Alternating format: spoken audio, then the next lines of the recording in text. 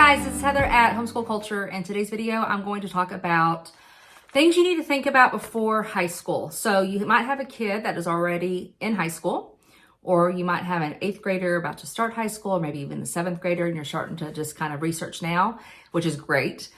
So what I want to do is just talk about things that you really do need to think about before you start planning out those 4 years. And that is really one of the steps as well. You definitely need to plan out those 4 years of high school. So I got a lot of requests for this video. I'm actually going to break it up into 2. So please don't click off and think you don't need this one, because you definitely need it.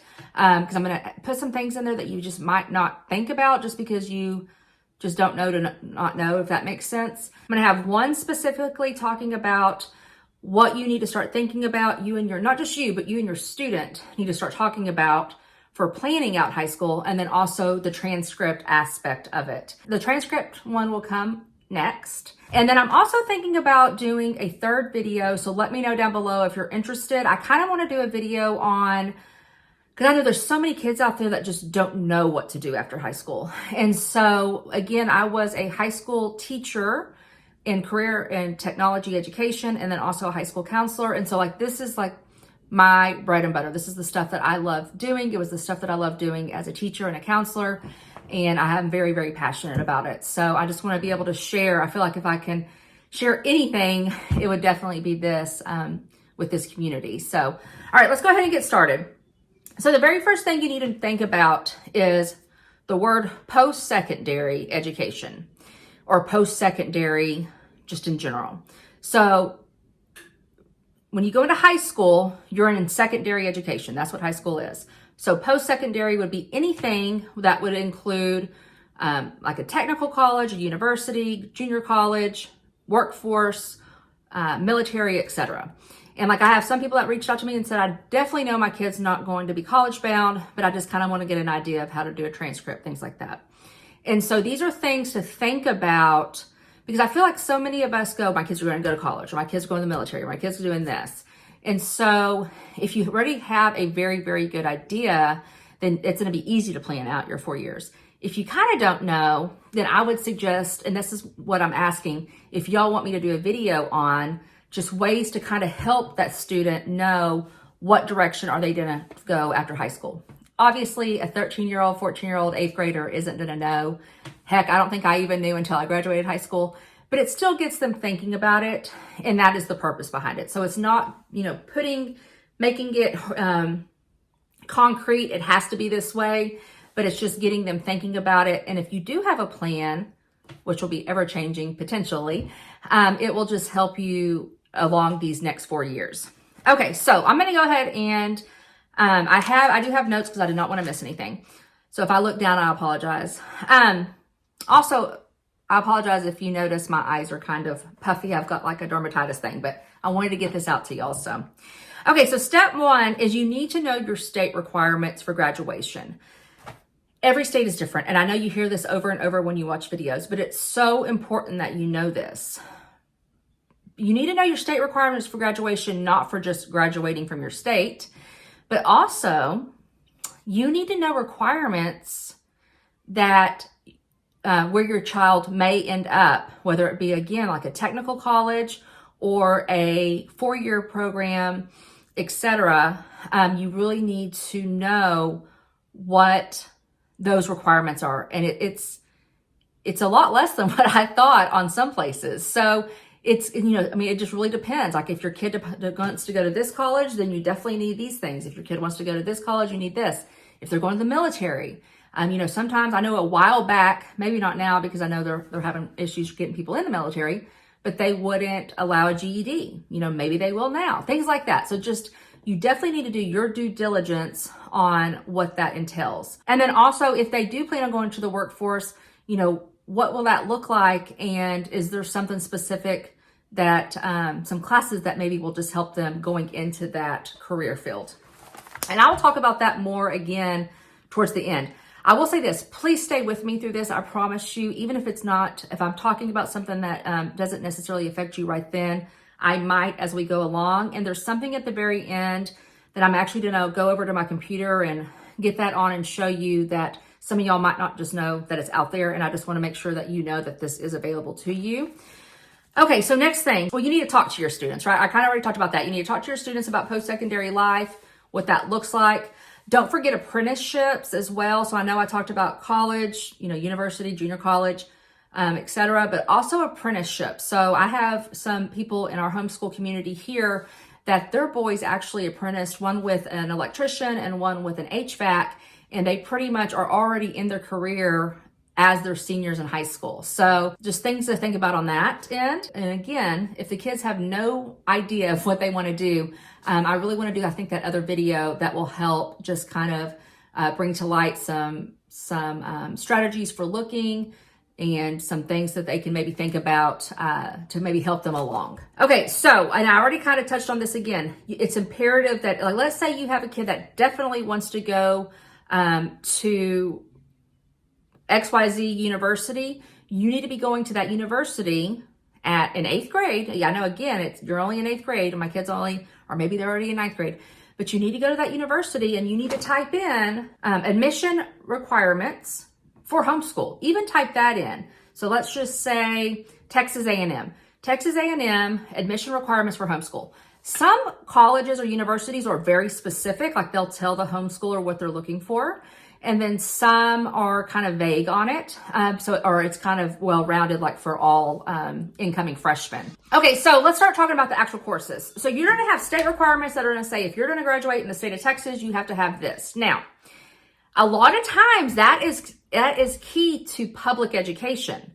And so like where we're in like in Texas, homeschools are kind of considered like private schools. It's gonna be a little bit different on requirements.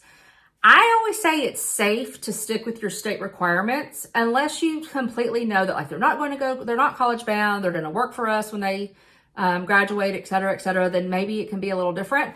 But for me, I think the safe bet is to stay with the state requirements. Or go and look, if you know your kid's going to this specific college, go look and see what those requirements are.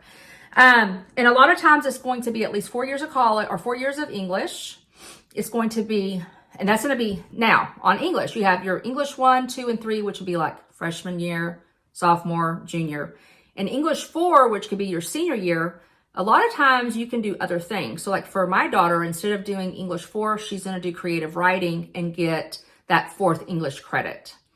Now on math, most universities are going to want at least 3, not all, but most universities are going to want at least 3 maths, which are going to be Algebra 1, Geometry, Algebra 2, and if they want a 4th math, then it'd be like a pre-calculus or something like that. A lot of universities for sciences, there was a big push for all students to have 4 years of sciences, and I feel like they're taking that back a little bit because now when I was researching over this weekend, a lot of schools only want at least 2 sciences, but they have to be lab, and a lot of times they want at least one of them to be biology.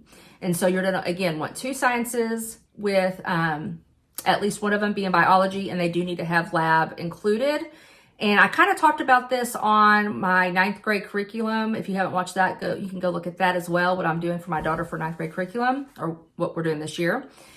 And so we're using a curriculum that the lab, instead of having like all the lab out in front of you, you're actually getting just to observe the labs and do the lab work by observation alone instead of actually having to do hands-on. So that's just one. So whenever you hear lab, don't freak out because there are options like that make it a little bit easier on your sanity and on your pocketbook because labs are expensive. Okay, so on social studies, that's normally going to be at least 1 U.S. history, 1 world history, and then like a half a credit of government and a half a credit of something like economics or personal finance. I know our state used to require 4, which also included world geography. They don't require it anymore because normally they'll get that in world history. But because we love geography in this house, then my daughter will definitely get a geography credit because we do so much geography in our morning basket. And I kind of touched on that before as well in a previous video, that you can use things like morning basket to get high school credits for your kids. So go check out that video and just maybe you can get some ideas there. So that's kind of your core subjects. We talked about English, math, science, and social studies. So now we're going to have electives. Some schools will require specific electives, like they want a fine arts, they want an athletic or a PE, things like that. So just pay attention to that and see if they require anything like that. And remember, like, does your kid take piano lessons, violin? That's a fine art credit. And if they take it all 4 years, then give them that fine art credit all 4 years. You would just call it like piano 1, piano 2, piano 3, piano 4, etc. And then also, if dance also falls under, dance can also fall under fine arts, at least here in Texas. And then for athletics or PE credit, like my daughter has to run every day, you know, a certain amount of mileage. And so we just put running on there. And then she also does cross country in the fall. And so she's going to get, again, a credit per year for that. So when I was researching, it's really kind of like, I think in the state of Texas, depending on the graduation plan, we need anywhere from 22 to 26 credits. But when I was researching like specific colleges, you know, they might say just a minimum of 17 credits, or I think that was probably the lowest, was a minimum of 17 credits. And so again, it just really depends. I think that we make it out to be like it has to be like public school, and it doesn't. And I'm going to talk more on that on the transcript side of it, on the grading, on how to put grades on the transcript. I'll explain that more, just because again, you're providing all these courses that your child took, and you're providing the grades for them. But at the end of the day, they don't have anything to compare it to. Versus if I went to a school and I had 500 kids in my class, then they can compare my grade point average to that, if that makes sense. So honestly, they're going to really be looking at, did they take the whatever required courses they asked for, and did they make a good grade on their SAT or ACT? Or if they go to like here in Texas, if you start out at a junior college or a community college, you take something called the TSI, and you have to pass all of those. And I'm gonna also do a video on that, I think, as well, because I think it's important to not, especially with how expensive college is, it is super important to not forget that kids can go to junior college first and transfer to universities. And I think it helps with, just because depending on their maturity level, the fact that maybe they're younger when they graduate from homeschool a lot of times, and then also financially. I mean, it's going to save so much money. So I think I'm going to do a whole video on that. But okay, so let's continue with this. So the next thing is your foreign language. So some states do require foreign language, and again, some colleges require that. So it's usually 2 foreign language credits. And the last thing is going just to be kind of free electives. Okay, so this is where I'm going to stop here, and I'm going to take you onto the computer. Okay, guys, so so this next group of courses is going to be under electives. And again, you could really fill up your electives with just athletics and fine arts and things like that. But sometimes you're going to want to choose electives that maybe are going to be beneficial to your student. And the one thing I love about high school electives is it, you know, let's say your child thinks they want to go into nursing, or they think they want to go into accounting or something like that.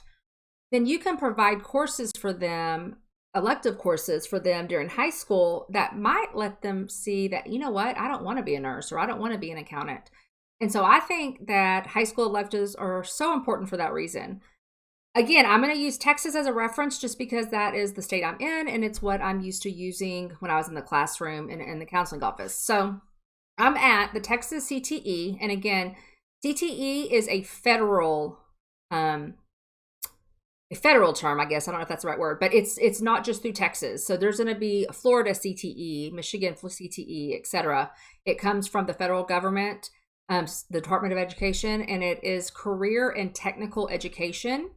And so if you were here, and again, even if you're in Michigan, you could still go to Texas and look at theirs, or maybe go to multiple states because they might have better resources. Some states do have better resources than others. And so what I'm going to show you here is I went to the counseling tab, and I'm going down to something called career cluster pages. So the Department of Education, the Workforce Commission, all of that have created these 16 career clusters, and within those, pretty much any job is going to be in that somehow, some way. And so if you know, again, like you know your kid wants to go into, let's say, health science, so nursing. So you would click on that, And it takes you to this page, and then it says statewide programs of study. So again, this is Texas, so it might look a little different from you, but I'm going to click on nursing science, and then it's going to give me this PDF printout, and it has all this different information on it. So it's going to talk about like things that you could be certified in and in high school. Now, again, that's going to be more for public school unless you find some type of program, maybe with a junior college that allows that, which does happen, just so you know that does happen. So you really just have to do your due diligence on research for that. It talks about median wages and annual openings. Again, this is going to be probably more towards Texas. And then if you go to this page, it actually starts talking about course information specific to nursing. So if you know you have a daughter or a son who wants to go into the nursing field, then these are some courses that you could try to find. I'm going to be honest, you're not going to be able to find every single course as a homeschooler for elective purposes. But things like medical terminology, you'll be able to find that. Taking an additional science, making sure it's anatomy and physiology, things like that, you're going to be able to have them take, and it's going to help them. And so just real quick, I'm going to go through some of these. So you have agricultural, food, natural resources, architecture and career, arts, audio, video, technology, communications, business, marketing, finance, education and training, energy, career cluster, hospitality and tourism. So that would be really anything that has to do with hospitality and tourism. So like I have a friend that their daughter wants to go into hospitality management. And so she would potentially look at this cluster and see if there's any courses in high school that would fulfill, that would help her along the way. One thing, okay, so I kind of forgot about that. So one thing about hospitality and tourism, that's where your culinary arts is. So just kind of know that. Lodging and resort management, travel, tourism, and attractions.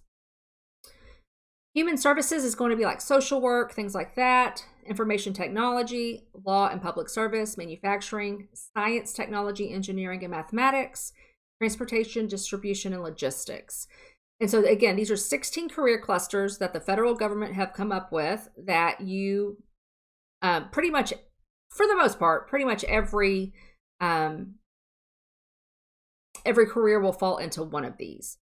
And so I'm just showing you this just so it might help spark some interest. And then also, like I said, I'm going to try to do another video that kind of helps pull all of this together a little bit more for y'all. Okay, guys, that is it. I am so thankful that you are still here with me. If you are, and I hope you got something out of this. So again, if you did, please hit that like button and don't forget to share with just other homeschool moms, or even like within a Facebook group type thing. Maybe you have a local Facebook group with your homeschool moms.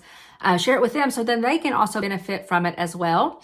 On that note, I hope you have a super blessed day and a blessed week, and I'll talk to you soon. Bye-bye.